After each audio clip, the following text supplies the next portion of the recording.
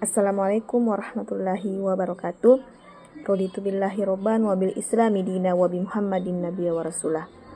Puji syukur kita panjatkan kehadirat Allah Subhanahu wa taala karena pada kesempatan kali ini kita masih diberi kesempatan untuk berada di tempat ini untuk melaksanakan pembelajaran kita.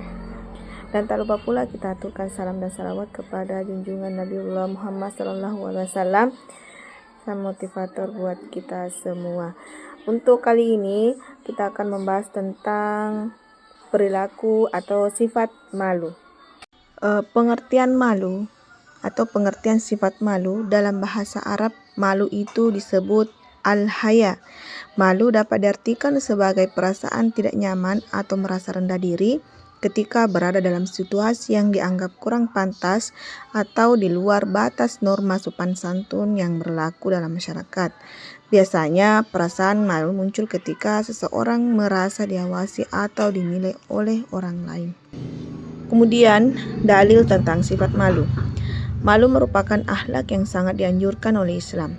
Dalam hadis yang dikeluarkan oleh Ibnu Majah dan hadis Anas, Nabi SAW bersabda, "Inna likulli dinin hulqa wa hulqul islamil hadaya." Yang artinya setiap agama mempunyai ciri khas akhlak dan ciri khas akhlak Islam itu rasa malu.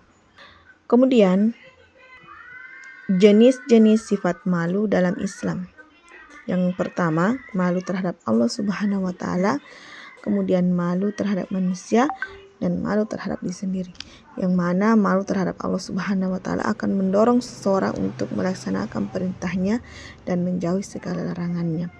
Kemudian malu terhadap manusia itu saat seseorang memiliki sifat malu kepada manusia, maka ia akan menjaga pandangan dan tidak memiliki keberanian untuk melakukan dosa di hadapan orang lain. Kemudian malu terhadap diri sendiri, orang dengan sifat seperti ini tidak akan sanggup melakukan perbuatan dosa meskipun sedang sendirian. Contoh sifat malu.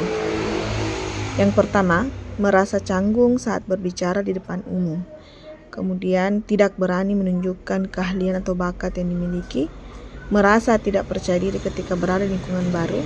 Keempat, menutup diri dan sulit bergaul dengan orang lain. Kemudian merasa minder dengan penampilan atau status sosial yang dimiliki.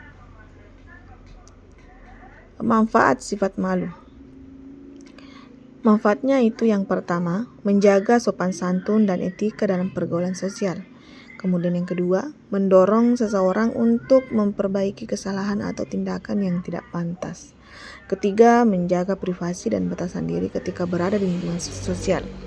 Keempat, menghindari perilaku yang dianggap tidak sopan atau tidak pantas dalam masyarakat. Yang terakhir itu meningkatkan kualitas hubungan sosial dan interaksi dengan orang lain. Dan masih banyak manfaat sifat malu yang bisa kita peroleh dari hasil bacaan kita. Cara mengatasi sifat malu yang berlebihan. Yang mana itu? 1. Berlatih untuk lebih percaya diri dan mengenal diri sendiri. Kemudian yang kedua, berbicara dengan orang yang dipercayai untuk mendapatkan dukungan dan masukan positif. Ketiga, mengikuti pelatihan atau kursus untuk meningkatkan keterampilan dan kepercayaan diri. Menghindari situasi atau lingkungan yang membuat kita merasa tidak nyaman atau tidak percaya diri. Kemudian terakhir, berlatih untuk berpikir positif dan fokus pada hal-hal yang baik dalam diri sendiri. Demikian bisa saya sampaikan pada kesempatan kali ini. Semoga bermanfaat dan bisa diaplikasikan dalam kehidupan sehari-hari. Billahi fisabilil haq wastabiqul khairat. Wassalamualaikum warahmatullahi wabarakatuh.